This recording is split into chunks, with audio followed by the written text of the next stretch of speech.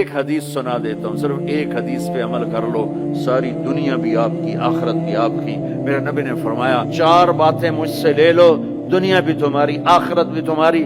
صدق حدیث، ہمیشہ سچ بولنا، جھوٹ نہ بولنا، ہمیشہ سچ بولنا، جھوٹ نہ بولنا۔ حفظ امانت، کسی کو دھوکہ نہ دینا، کسی کو دھوکہ نہ دینا، ایک سچ بولو، ایک دھوکہ نہ دو۔ تیسرا فرمایا اخلاق اچھے کرو، حسن خلیقت، اپنے اخلاق اچھے کرو۔ اور چوتھا فرمایا عفت فی طعمت، رزق حلال کمانا، حرام نہ کمانا۔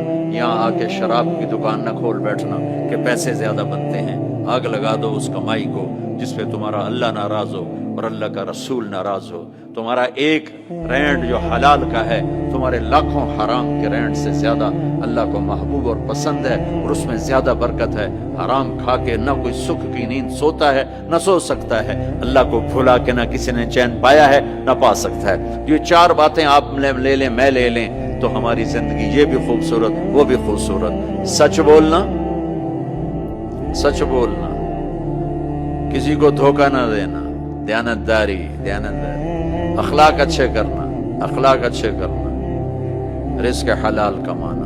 حضرت سعد بن معاذ بیٹھے تھے، ہمارے نبی کی نظر پڑی ان کے ہاتھوں پر، ہاتھ بڑے سخت تھے۔